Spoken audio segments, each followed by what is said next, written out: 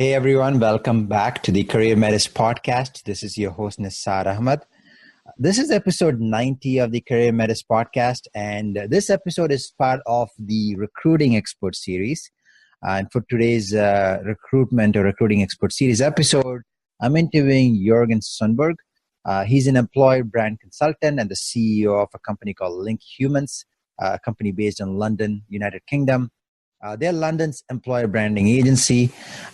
He's also the founder of Undercover Recruiter, a global resource on global recruiting and talent acquisition trends, insights, and opinion. Jörgen, welcome to the podcast. Thank you so much, Nisar, for having me. It's delighted to be on the podcast. Yeah, I'm excited as well. Today's theme I will get to the theme and I'll ask a few questions. But before that, I always like to start off my interview with this question. Of course, you said you're based in London. I don't know very few people in the world would not know anything about London. But could you share with us a fun fact about London that people would not know unless they have lived there? Gosh. Okay. Well, first of all, you're based in Canada, yes? I'm based in Toronto, Canada. Correct. Yeah. So first of all, it's not London and Ontario. That's the yes. Thank you. London, United Kingdom. Yeah, that's the one mistake sometimes Canadians do. They reach out to the wrong London. Something that you wouldn't know. I think. Well, I'm originally from Sweden. I was brought up in Sweden and I've lived here in London for 15 years. So I think the weather is not as bad as everyone says it is. In fact, the rainfall in London is less than in Rome, Italy every year. So it's actually fairly mild here. Yes, you do have some rain every now and then. I mean, a bit more frequent, but it's not real downpour. So it's nothing extreme. So the weather is actually better than people expect. And another thing which most people will probably associate London and the UK with bad food, like beans and toast and fish and chips and so on. But nowadays you can find any cuisine that you want. If you're into meat, or if you're vegan, whatever you like, any type of obscure country cuisine will be on your doorstep. So the weather's decent and the food is really good in London. So come and visit and we can have a coffee and talk about it. Yeah, thanks for talking about that, because people here in Toronto, in Canada in general, we do get a lot of snow. It is cold, and we do once in a while talk about London and think, it's funny. Just a few days back, it is raining here, and we're talking about, this is how it is in London every day. So thanks for clearing the misconception for people like me who have never been to London yet. And it's, of course, on my list for a long time. Yeah. Look forward to having you here one day, Nisa. Thank you. If you don't mind, could you share with us a little bit of introduction? I don't think I've done real justice by just reading a short bio. Could you share a little bit about your story and why you do what you're doing today? Right. Yeah. So I, like most people, accidentally got into working in recruiting. So when I moved to London, the plan was to stay here for 1 year and work in a sales job. And then I stumbled across a role for a recruitment consultant, and I got that job. I had no idea what it entailed. I thought it was more of an HR type of position. Turns out it's more of a sales position. Mm-hmm. And really about finding both clients and candidates and matching those up. So this was in the tech space, so recruiting people in the SAP area. And I did that for 7 years for a company and recruiting experts globally. And in my last year as a recruitment consultant, I started writing a blog called Undercover Recruiter, which has grown and become one of the a leading resource on modern recruiting. And alongside that, I did a lot of consulting and training to begin with, and formed a company called Link Humans back in 2010. So it's been going for a while now. And over the years, I realized that my sweet spot was really working in employer brand, because when I used to manage recruiting campaigns for the likes of Accenture or Deloitte, IBM, SAP, I did realize that some of these companies that we work with, when we presented offers to candidates, some of these had higher offer acceptances, or they returned the calls quicker when you talked about some companies, but whereas with other companies, for some reason people just wouldn't accept, or they'd take the job and they wouldn't show up on the first day. So I realized that quite a lot goes into reputation and into the brand of an employer. If you get that right, if you offer a good experience around being a candidate and being an employee, then it's going to be so much easier to attract and retain the right talent. So that's really what I work with nowadays. And that's a great segue into what we wanted to talk about today, is the whole concept of employer branding. You briefly mentioned that. And would you mind expanding, like for someone who's not heard about it, or they might know it, they might be doing it without knowing the term. What exactly would you say is employer branding? Yeah, so I think you probably want to start with employer brand. So employer brand is, to me, that's the reputation of your organization as an employer. And just like a reputation, an employer brand, you don't really own it. It's really about, it's what other people say about you when you're not in the room, as Jeff Bezos would put it. Mm-hmm. So you can influence this brand, this employer brand, but ultimately it's what candidates, employees, and alumni, how they feel about your company. So what you can do when it goes more into employer branding, which is the activity around employer brand, is to come up with some leading principles, some value propositions around it, and try to basically communicate what it's like to work for a company. And you can also spread the message beyond people who already know about your company too. So talent, candidates out there who would never even consider working for your company. Mm-hmm. So that's the power of employer branding, telling the story of what it's like, but obviously not exaggerating, because that's just gonna bite you in the back one day, and also spreading the message further than people just know your organization in a consumer context, or might not even know your organization at all. I'm just curious, why is this important? In other words, like, why would they not just stop and just post a job posting on LinkedIn and Indeed and stop there? Or why should employers care? Yeah, so I think generally, if you look at the last 20 or 30 years, you posted a job out, you paid an okay salary, had a decent office, and you wouldn't have a problem recruiting.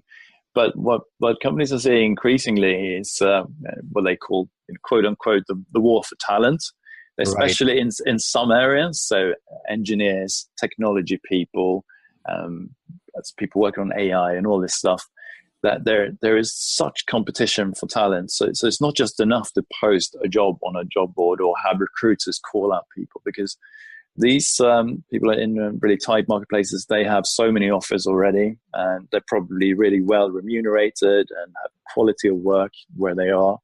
So that's where you have to think beyond just the advertising side of things. It's actually around what do we offer? What are the values as an employer? How can we stand out in a very crowded marketplace? So essentially, it's having, if you look from a product perspective, it's having a really strong USP and a reason to be. So that's a candidate would choose you over the next company. That's definitely an interesting shift because, applying to a job posting means you're trying to get a job. But when you have a proper employer brand, you're trying to look for what company to work for. So it's just beyond the job. It's more about the company, what they can get out of there, more than just the functions, right? Yeah, and I think there's a distinction between employer branding and recruitment marketing as well. Right. Because if you think as a marketer, you'll have a funnel. So at the top of the funnel, it's creating awareness and brand building. So that to me is where employer branding sits. It's really about talking about the company as a whole, what values we have, the types of people we have, but not so much specifically about job roles or about salaries and so on. But if somebody enters the funnel, if they perhaps follow the company on LinkedIn, or they sign up to something, they take the first step, and then they understand that this is an employer that's actually doing things that I might be interested in. Over time, if you're in that talent community, if you're then presented with some job opportunities, and I think that's when it comes more into recruitment marketing, recruitment advertising, that's when you might be tempted to click the submit button, because you see a role which you understand what the employer is all about already, but where you need to see a role that really speaks to you. So go, okay, now I see where I can fit into this organization. And that's when people click submit my CV or resume. So I think it's really understanding where people are in the process. And I think everyone that works with sort of talent communications, the whole industry is getting more and more sophisticated than it was a few years ago when you could just plow money into advertising and people would apply. So now you have to think about where people are in their decision-making process. Okay. So now thanks for clarifying that, because now we have established what is employer branding, why is it important. Another question I have is, so let's say someone understands this, how do they measure employer brand? How does someone measure their employer brand, in other words? Yeah, so there are lots of different ways to measure. And I think for employer brand to grow and become more important as a function inside an organization, I think the employer brand professionals, practitioners really have to prove ROI and justify their existence, because all it takes is a new CFO to come in and say, hang on, why are we doing employer branding? I can't see any bottom line figures against it. So it's about trying to make the intangible tangible. So the one challenge I've found is that companies use different metrics when they measure the whole entire employer brand. So there are internal and there are external data points you can look at. So let's say internal surveys, for instance, annual engagement surveys, pulse surveys, anything like performance reviews, new hire surveys, exit interviews. You can look at candidate experience and could look at net promoter score. So people working for your organization, how many of them are happy to recommend your company as an employer to friends and family? That's very powerful. But you can also look at benchmarks like Great Place to Work and even bespoke internal research. Then if you look at external data points, things like the LinkedIn Talent Brand Index, and other benchmarks from like the likes of Universum, Nielsen, Towers Watson, Randstad do a big study every year as well. Bespoke external research. We at LinkHumans, we've developed something called the Employer Brand Index, where we look at all external data points that are user-generated data points. So we look at employer review sites, we look at social media, and we look at forums and blogs, anything that's been said about a company in an employment context. So I find that super interesting, because the people that talk about your company in that context will be candidates, employees, and alumni. So you get a fairly full picture of what's going on. And yeah, I mean, I could talk forever about measurement, but if you look at a company like Salesforce, for instance, who I think are very advanced at doing employer branding in general, they look at things like employee review site scores. They also have a culture hashtag, one that's called Ohana. So Ohana is this concept of family in Hawaiian, that's what Salesforce is all about. And they look at how many people are using this hashtag on a daily, weekly, monthly basis. They look at employee referral rates. They look at positive interview experiences. So the measure, let's say 100 people go through interviews at Salesforce. Unfortunately, only about 5 or 10 are actually going to get the job. But the idea here is to make sure that everyone has a positive experience, because they might end up as clients one day. And then, of course, also benchmarks like Great Place to Work. And I think it's Forbes' most in-demand employers. So there's a lot of different ways you can measure it. And Also, I think some companies are very, very marketing driven. Others are more HR driven. So it's really looking at what really matters to the C-level executives and reporting back the numbers that they want. Yeah, very interesting. And thanks for giving an example, because examples like that really helps bring home the point. So you give an example of someone who's really measuring, and a company like Salesforce that is obsessed about it, which is very good, and you can see the impact. People do want to apply and work for Salesforce. I wanted to ask you some questions. What are some mistakes that you see employers make with their branding on the other side, on the flip side? Yeah, so it's mistakes. I think one mistake is to jump straight into the activation phase. So to me, an employer brand is sort of a life cycle around employer brand. But if you start from scratch, there should be research, and that entails employee surveys, focus groups, looking at any type of internal data as well as external data. So looking at what candidates out there in the market, how they feel about your company.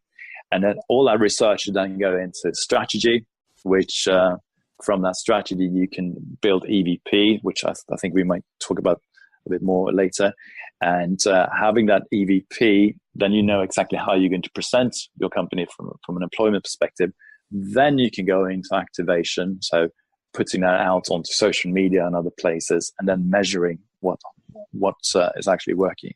Now, the biggest mistake I see is companies jumping into the activation phase without having done the proper research in the first place. So that's probably number one. Another one is companies having a number of different messages. So recruiters will be saying one thing on LinkedIn, perhaps, or if you look at the career page, there's a different tagline and slogan, different imagery from what I can see on Facebook. So that's, when you're about to buy something from, let's say, a company like Apple, everything is so synced up. It's the same brand experience for every touch point. But if people are saying different things, even if they're in different countries or different cities, that's I don't think it helps the credibility of the company as an employer. So those things probably the ones I see the most, and then perhaps also measurement.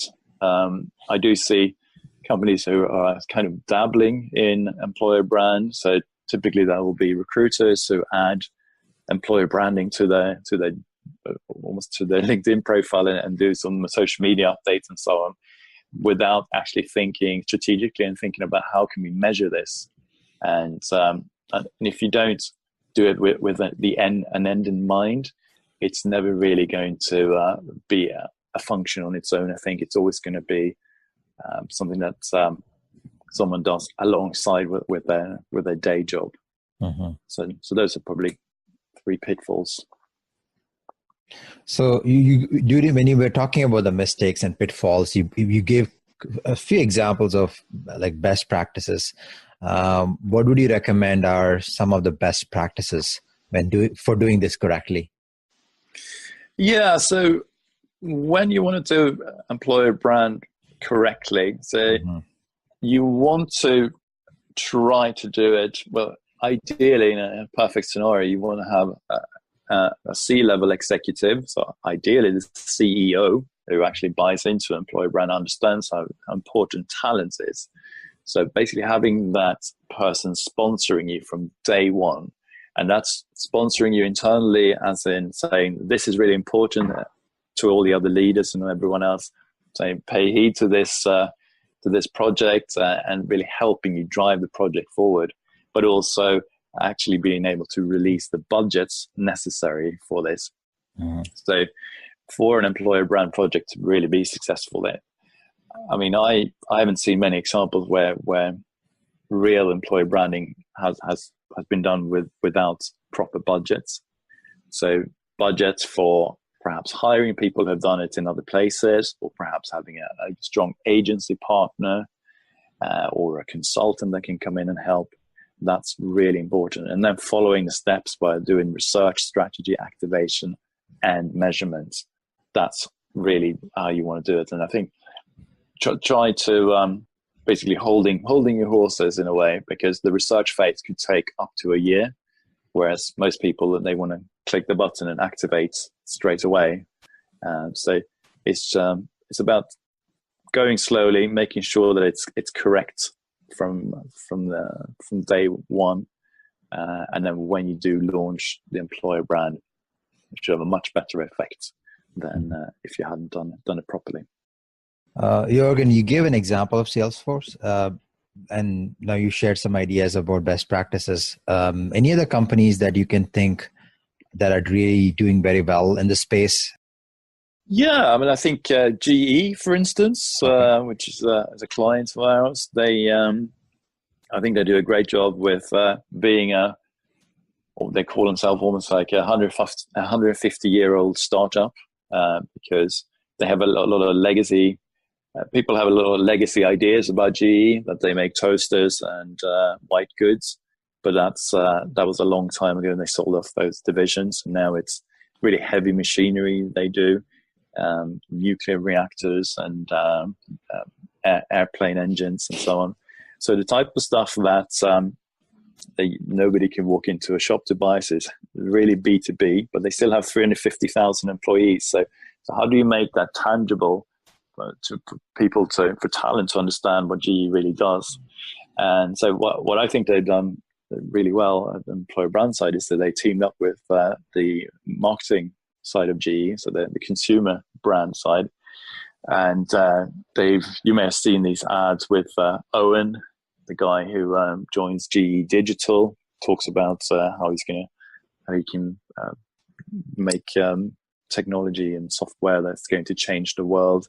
So a series of videos and activation programs around what it's really like to work for GE. And I've seen a few others about, there's a little girl talking about her mum, and her mum, she's so proud of her mum because she helps other people build big machines that help people travel from one city to another. So aeroplanes, for instance. So they're really putting their people at the forefront of their marketing.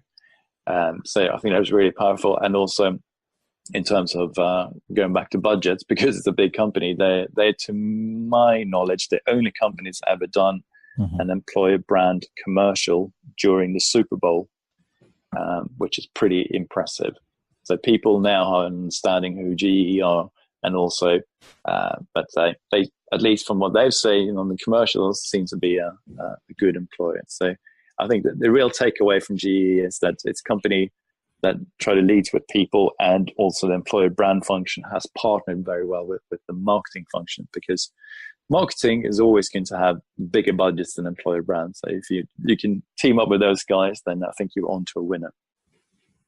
Very interesting. And yeah, it's always, it's a growing trend right now. If you look at big businesses, you mentioned Salesforce, you mentioned companies like GE, if they're doing Super Bowl ads, that means they're taking this very, very seriously, right? So that's actually a good trend, because what I find encouraging is it has gone from a place where job seekers had to just apply and they felt a little bit disempowered, to now where it looks like a level playing field, where companies are trying to attract the right candidates. They're trying to provide as much of a great environment for people to work. So that's very encouraging to see the world is shifting towards that, rather than a one-sided model where if you go back 100 years or even 150 years, when everybody used to work in factories, it was not great working conditions.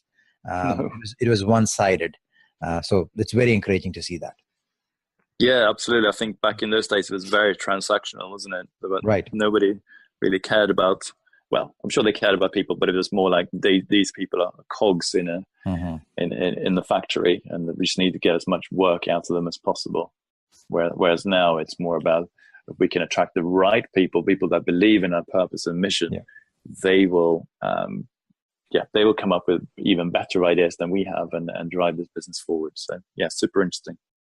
I also wanted to ask, because the examples you gave are big, massive corporations. How does this, like, let's say someone is a small business or a startup that has 10 employees. How is this different for them than a big company like Google, Salesforce, Google, GE? Yeah, great question. And I think, one question, an existential question around employer brand could be, do we really need employer brand thinking when we are a small company?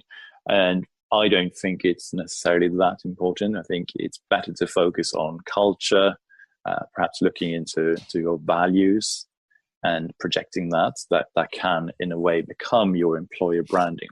So you don't necessarily need someone dedicated to employer branding. And I think when you're a smaller business, people will look more into mission, vision, values. Where's the company heading? Who is behind the company? Who are the other people, and so on. They join a small company for different reasons. When go for a big company, you're thinking, okay, I can work internationally. It's going to look great on my CV. Lots of internal career mobility and so on. Smaller companies, people will have different priorities. So I wouldn't worry too much about it. If I ran a smaller business, which I do, incidentally. So I try to focus more on the corporate side of things.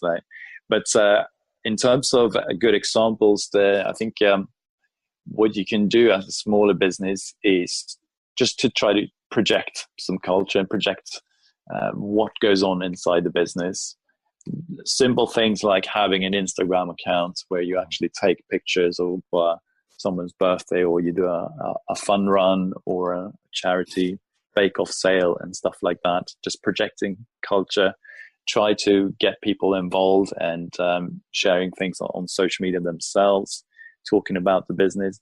But also, when you're a small business, if you can win an award for anything, really, that's going to help your employer brand, because you'll be seen as an interesting company and by default an interesting employer. So a company that I can mention it is a company in Australia, a recruitment company called Cox Purtell, which they have about 25 employees. And these guys are interesting because they seem to have a really good culture, and the company's doing really well.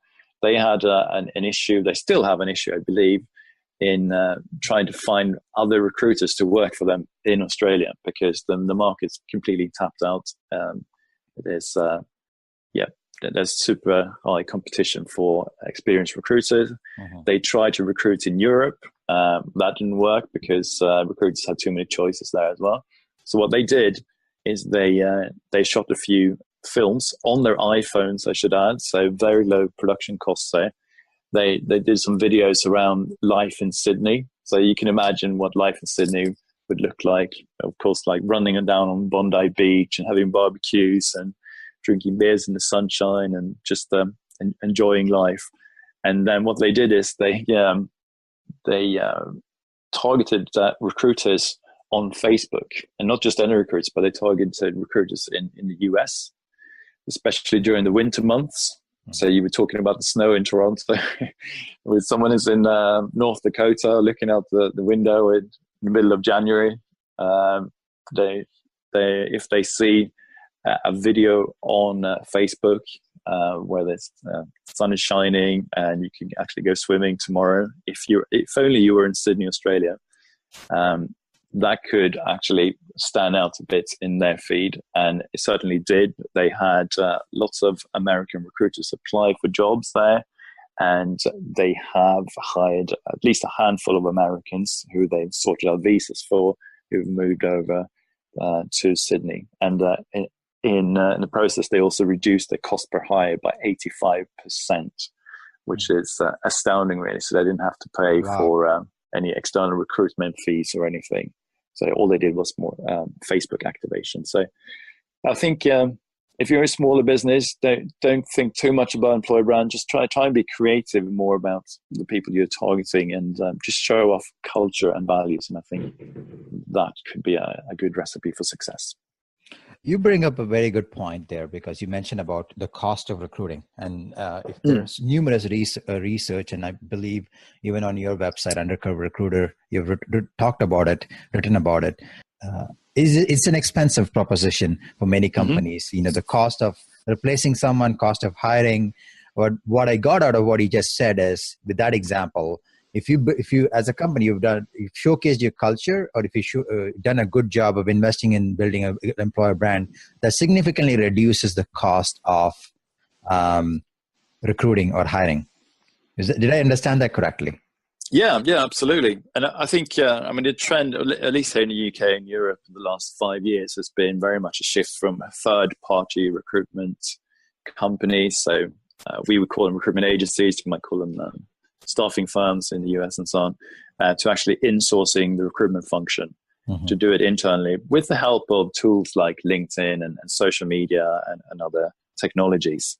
So that was the first step in reducing the fees paid, so saving money there. But also, if you then invest in employer brand and employer branding, so activating this, that's further going to help that pipeline and that funnel of applicants looking you up and actually applying unsolicited. So you may or may not have to contact them, or even if you do contact a candidate that looks, or a person just in a job on LinkedIn, that if the employer brand has done a good job, they will already know about you as an employer. So it's a slightly warmer approach. It's going to be less phone calls, perhaps fewer interviews, and more likely that that person gets placed. So the employer brand is there to really warm people up and to hold their hand throughout the process. And if you can showcase the reduction in recruiting spend, that's obviously that would be that holy grail. But interestingly, I think for a small company, it makes a big difference, this reduced cost per hire. But a lot of the big companies I speak to, for them, the cost doesn't seem to be such a big issue.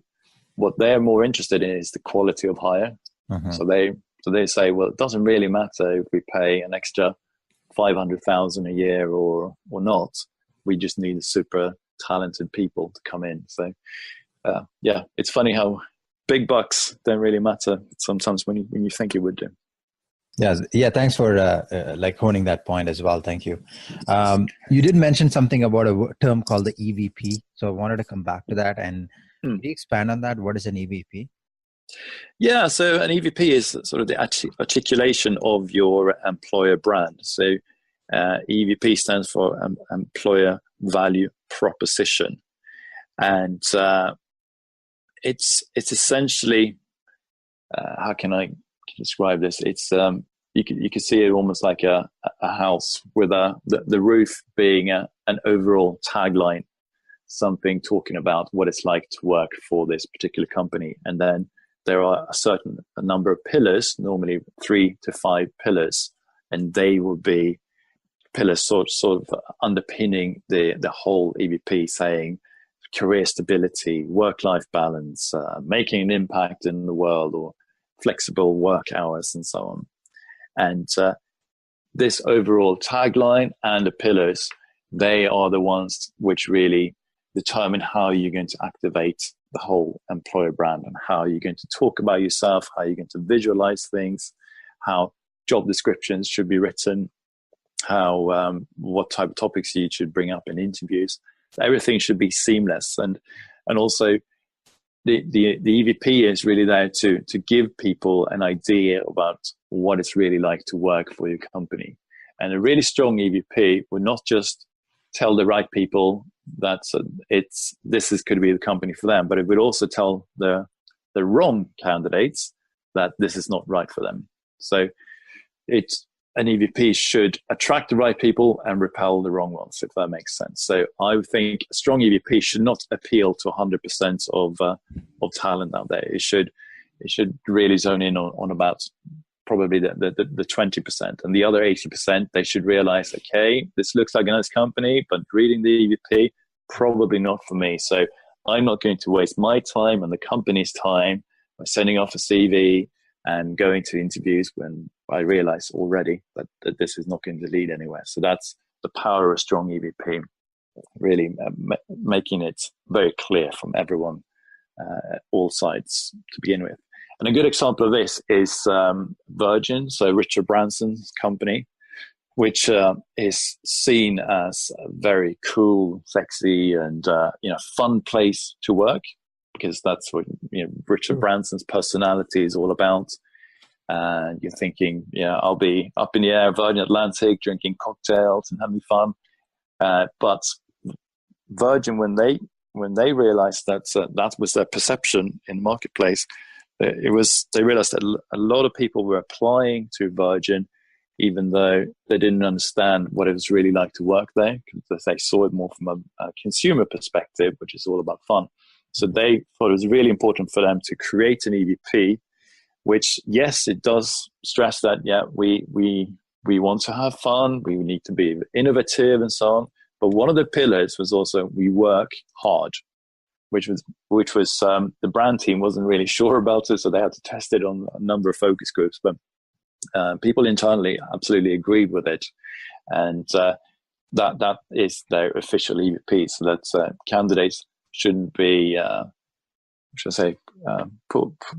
pulled away from all the consumer advertising. So they should really see that there's a serious angle to working for Virgin as well. So that's an example. But I think in general, the EVP, because you're saying this is the value proposition, if you're telling a candidate this is what it's like to work for us, and if they go through the interview, they take the job, 3 months later they realize, hang on, this isn't what I was promised in the EVP or by the people interviewing me, what's going to be the result?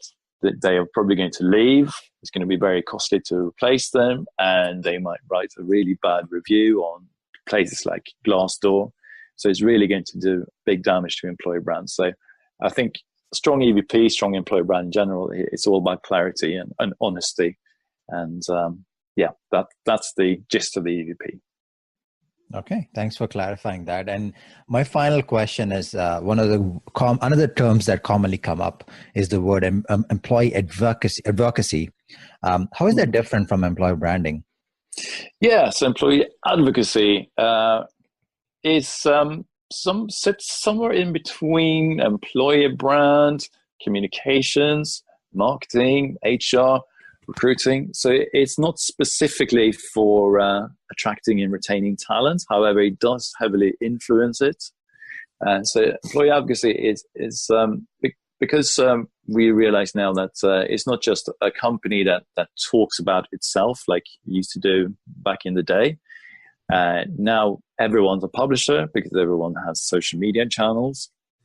And again, employee advocacy is a concerted effort to try to encourage employees to share updates about the company. So culture updates that we've already talked about, or news about the company, and perhaps roles and vacancies, jobs with the company as well. And it can take very different shapes. So the most basic way is just to encourage employees to be active on social media, to give them some training around the do's and the don'ts, and to lead from the front. So if the CEO, the founders, if they're doing it, then they're showing the whole organization that this is a good thing to do. It's about trusting your employees. It's about allowing them to build their own personal brands. And in the process, of course, that brand is going to rub off on the organization too. Because from a candidate, an employee's perspective, it's of course important to build your personal brand for your career, whether you're going to stay with the company or not. So, for both parties, it's a win-win situation. And if you want to take it even one step further, you can introduce gamification as well. So that's whoever shared the most this month, or whoever someone's share perhaps have led to a new client signing up, or to someone joining the company, they win a trip to somewhere nice, to Toronto, Canada, who knows. Mm-hmm. So that can be introduced as well. And there are a number of technologies such as Smart and Dynamic Signal and Sociable that can help companies automate this and also can calculate ROI and so on. But employee advocacy, the way I see it, is not really about technology. It's more of a mindset, and it starts with just trusting your employees, being more active on social media, and allowing them to build their personal brands. And I think we're seeing a lot of companies doing this. GE is one of them, who's actively pushing employee advocacy. So I think we'll see a lot more of this in the coming months and years. Yeah, thanks for clarifying that as well. And Jörgen, I think we have covered a lot of ground. Thanks for sharing your wisdom. We are coming to the end of the interview here, and before we wrap up, any last words that you would like to share with the audience? Wow, any last words? If you're interested in employer branding, there are lots of resources out there. Feel free to tune into the Employer Branding Podcast. There's an Employer Branding Forum group on Facebook. There's a really good book called The Employer Brand Management by Richard Mosley. There's lots being written about it, and the conference as well happening all over the world. And you can have a look at the hashtag EBChats, which is also useful. So if you have any questions, feel free to ask me as well. And just thank you so much for having me on the podcast. Yeah, it was a pleasure. Very educational for myself and as well. And I'm sure anyone listening would have got different perspectives on this. So on behalf of everyone, thank you very much. Thank you. Thanks, folks, for listening to this episode of the CareerMetis Podcast. I have written a brief summary of the interview with the links and resources that was mentioned by Jörgen. If you enjoyed this episode and also learned something new, feel free to post a comment or review. And if you really loved it, definitely go ahead and share this amongst your network. Until next time, this is Nisar Ahmed, your host for the CareerMetis Podcast. Thank you.